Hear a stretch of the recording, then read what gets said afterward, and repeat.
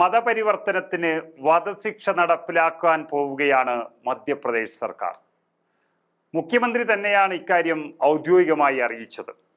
അതായത് പെൺകുട്ടികളെ മതപരിവർത്തനത്തിന് വിധേയരാക്കുന്നവർക്ക് വധശിക്ഷ വ്യവസ്ഥ ചെയ്യുന്ന ഭേദഗതി കൊണ്ടുവരുമെന്ന് മധ്യപ്രദേശിന്റെ മുഖ്യമന്ത്രി മോഹൻ യാദവ് പറയുകയാണ്. അന്താരാഷ്ട്ര വനിതാ ദിനത്തോടനുബന്ധിച്ച് നടന്ന ഒരു ചടങ്ങിലാണ് നിർബന്ധിത മതപരിവർത്തനം സംസ്ഥാനത്ത് അനുവദിക്കില്ല എന്ന് അദ്ദേഹം വ്യക്തമായി പറഞ്ഞത്.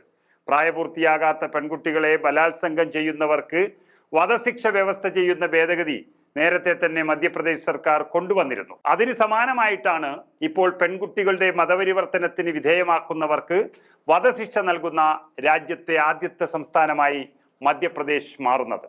മുഖ്യമന്ത്രി തന്നെ അത് തുറന്നു പറഞ്ഞിരിക്കുന്നു. നിഷ്കളങ്കരായ പെൺമക്കളെ ബലാത്സംഗം ചെയ്യുന്നവർക്കെതിരെ കർശന നിലപാടാണ് ഈ സർക്കാരിനുള്ളത്. ഈ വിഷയത്തിൽ വധശിക്ഷയ്ക്കുള്ള വ്യവസ്ഥ കൊണ്ടുവന്നു കഴിഞ്ഞു.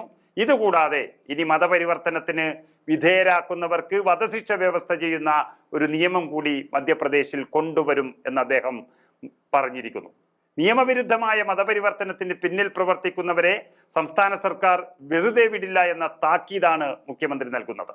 പെൺമക്കളുടെ സംരക്ഷണത്തിനും ആത്മാഭിമാനത്തിനും മധ്യപ്രദേശ് സർക്കാർ പ്രതിജ്ഞാബദ്ധമാണെന്നും ഇതിനോടൊപ്പം തന്നെ മുഖ്യമന്ത്രി പറയുന്നു. അതേസമയം മുഖ്യമന്ത്രിയുടെ ഈ പ്രസ്താവനയ്ക്കെതിരെ കോൺഗ്രസ് അതിശക്തമായി രംഗത്തെത്തിയിട്ടുണ്ട്. നിർബന്ധിത മതപരിവർത്തനം എന്നതുകൊണ്ട് എന്താണ് മുഖ്യമന്ത്രിയും അദ്ദേഹത്തിന്റെ പാർട്ടിയും അർത്ഥമാക്കുന്നത് എന്ന് കോൺഗ്രസ് ചോദിക്കുകയുണ്ടായി. അത് ഏത് മതത്തിലേക്ക് പരിവർത്തനം നടന്നാലും വധശിക്ഷ തന്നെയാണ് ലഭിക്കേണ്ടത്. അല്ലാതെ ഒരു ഭാഗത്ത് മാത്രം നോക്കി ഒരു നിയമം ഉണ്ടാക്കാൻ സാധിക്കില്ല.